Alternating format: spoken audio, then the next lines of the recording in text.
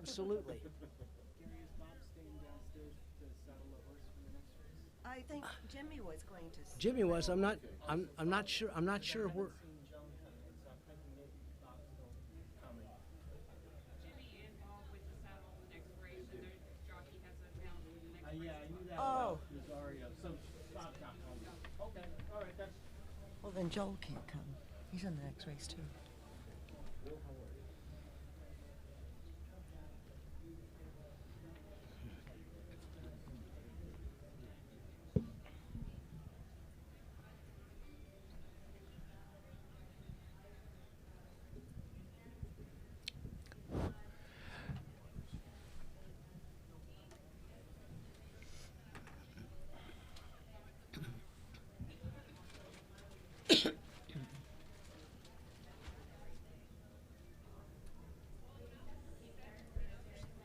Thank you, sir. Thank you.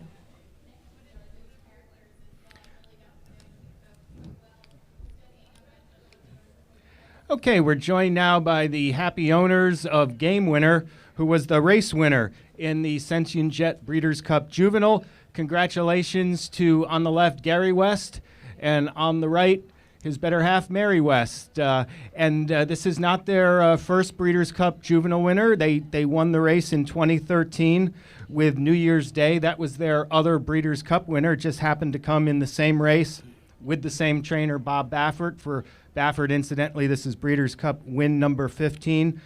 Congratulations to you both. And my first question is going to be, when you first won the Breeders' Cup Juvenile in 2013, it did not ultimately result in an Eclipse Award. This victory will undoubtedly do so. Can you comment on the excitement of having a Breeders' Cup, an Eclipse Award championship all but locked up? Well, that'll be determined by the voters, but it would be pretty hard to deny a horse who's won 3 Grade 1s and the Breeders' Cup, from being the Eclipse Award winning horse on things. So yeah, it's a pretty special experience to be involved in this sort of thing, to be involved in racing at the highest levels, and all the thanks goes to Ben Glass, our racing manager, who helps me pick out these horses, and Bob Baffert and Jimmy Barnes and his entire team who trains them. We just pay the bills. They get all the credit. They really do. And as you pointed out just a few minutes ago before we started, Mary pays half of those bills. Mary, that means you get half of the purse. So congratulations on that. Thank you. Although whether you were going to get the purse or not, the winner's share was certainly not a foregone conclusion throughout the running of the race. Can you comment on your feelings just watching your colors go around the track, kind of taking the scenic route around Churchill, if you will? Well, I was really quite nervous at first. I didn't think he broke quite sharp, and then he went wide, and that far back, I just didn't think he could catch up probably with the first horse, but he did, and he passed him, and I think he won by about maybe 3 lengths. Yeah, and Gary, you've been in the game 40 some odd years. A lot can get lost at the starting gate. It wasn't a disastrous start for Game Winner by any means, but it wasn't an ideal one either, and sometimes things just go from bad to worse at that point. Can you talk about his journey around the track as you saw it through your eyes? Yeah, I really Gary, can. could you just move the mic a little closer to you? Here comes Baffert. Oh, okay, very good. Here's the real genius. Yeah, the track has been playing, especially in 2-turn races, the track has been a pretty speed favoring racetrack, and we did not, the plan was not to be quite that far out of it, and he broke a little bit squirrely at the gate, and didn't get a start, was wide around the first turn, was wide down the back stretch, and going into the far turn, I mean, I knew he was going to run, but I didn't know if he was going to be able to run fast enough to catch all the leaders on things. It really was not a very good trip, I didn't think. We're now joined, obviously, on the far left by Bob Baffert. Bob, congratulations. Breeders' Cup win number 15 for you. Breeders' Cup Juvenile win number 4 for you. And as we mentioned earlier, your second for Gary and Mary West. Can you talk about his preparation coming in? The race looked like it would set up nicely for him with speed in front of him, but it didn't seem like probably the way you drew it up on the blackboard. Would that be fair? Well, I mean, the only thing I didn't like our post. I'd like to have been around the 6, because we knew you had the short run to the first turn, and when he didn't break as sharp, but the 10 horse I knew was going to be. He's pretty fast. The way he was pretty impressive, the way he won the race at Keeneland, but he was pretty wide, and I was a little bit worried about the half-mile pole. That I was a little bit concerned because it looked like Complexity was running on a really easy lead, had his ears pricked and just cruising along, and you don't know how far these horses want to go, but apparently Rosario, he wasn't concerned. He said when he kept him in there behind horses a little bit, just sitting there. He knew he had a lot of horse, and I did tell him that he had a full tank, so he could at the end he'd give you had him prepared for a really tough fight, just in case he were to get a trip like that. And so he couldn't have trained any better coming into this race. I feel we were really confident the way we prepared him, and he was working with older horses in Santa Anita. I mean, with good older horses. And so I've been telling Gary all along this. I think he's special, and but I didn't want to get him too excited because there's nothing. They'll break your heart.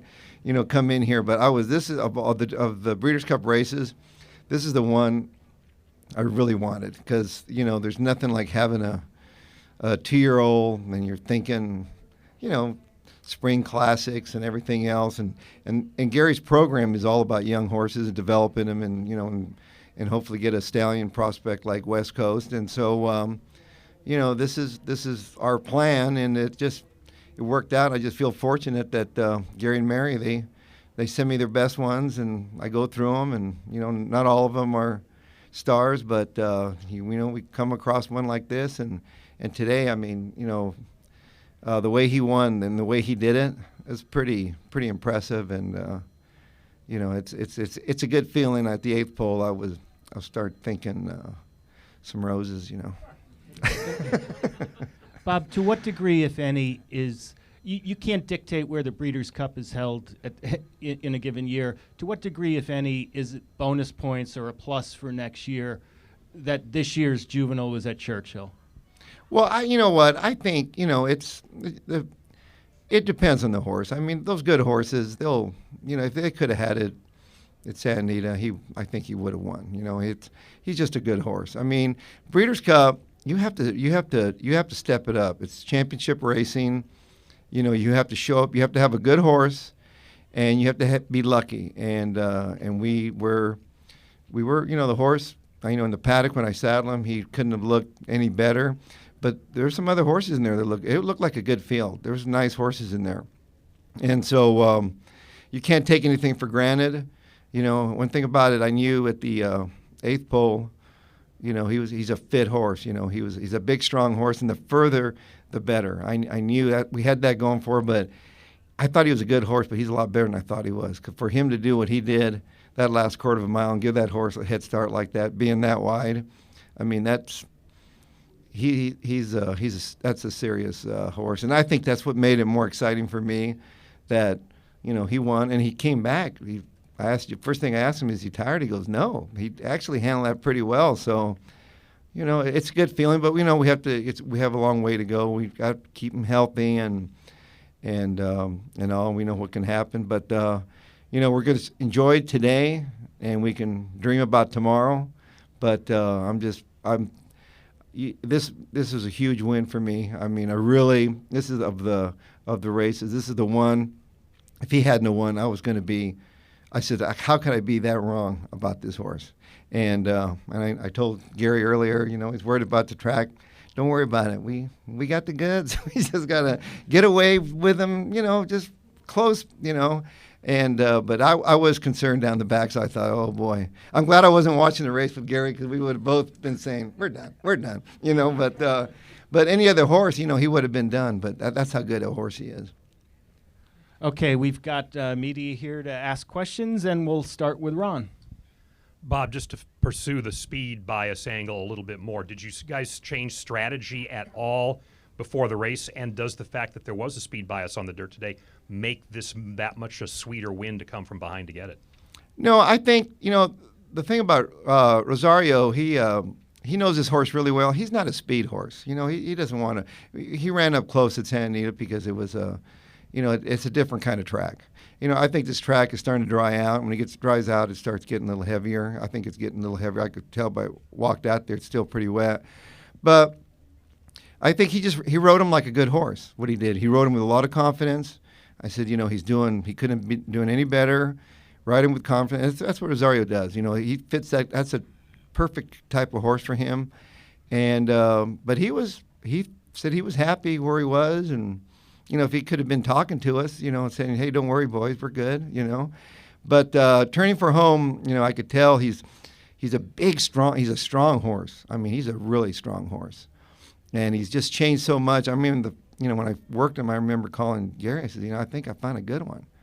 And I didn't think he could win first out, and he won, you know, going away. And I didn't think he'd show that much speed, and he really fooled me that day. But and then when he won the Futurity, I knew right there that, you know, we talked about it. You know, he says he's two races away from a championship, maybe. You know, so I'm just glad that you know, the way he ran today, and hopefully he sewed up the championship, Gary. So that's I just you don't know how, you know, it means a lot to me. You know, it's so satisfying to win for Gary and Mary, because they have so much passion for the sport, you know, and he's been knocked up. He knows there's a punch right around the corner in this game, and he's you know, and he's doing great. We have West Coast tomorrow, and you know, I told him, you know, going to have a big weekend. He couldn't be training any better also, so we're looking forward to it.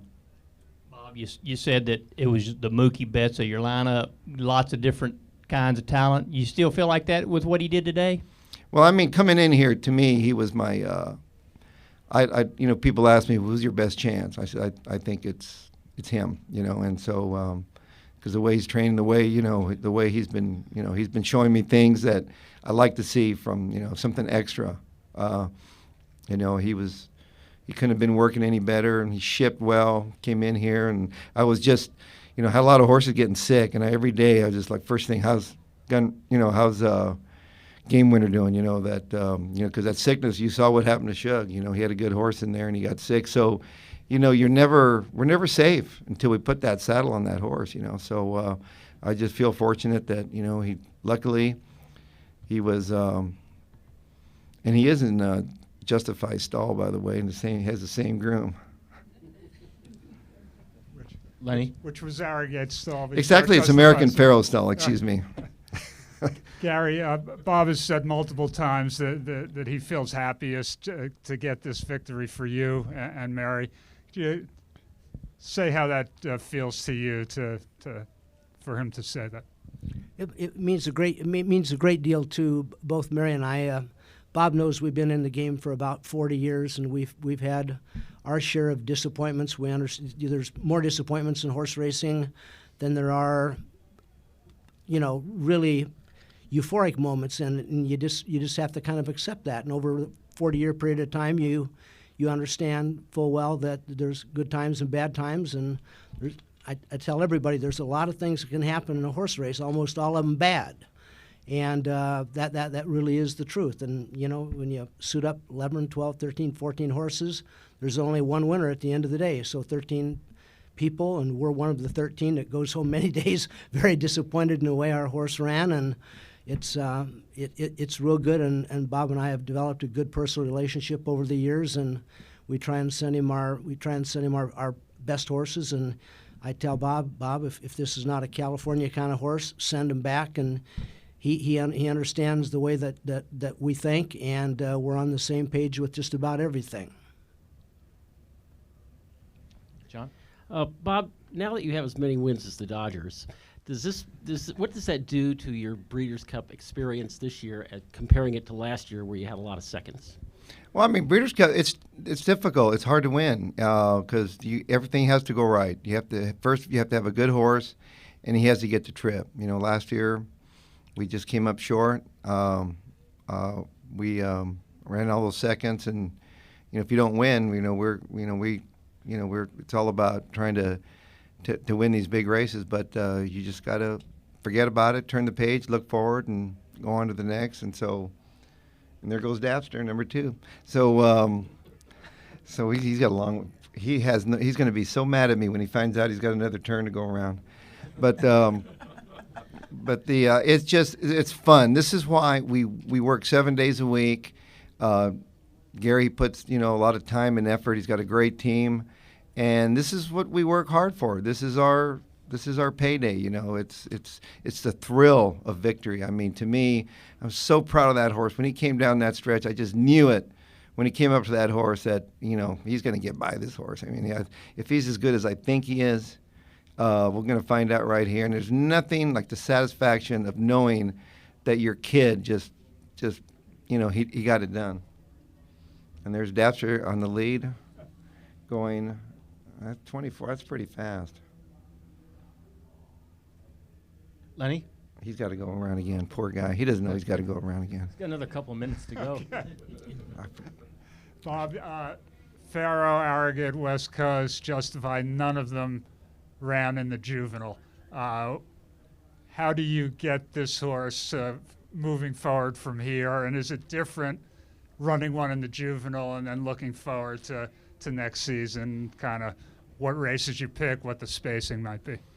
You know what? I haven't really thought about it until, he's not going to run again this year.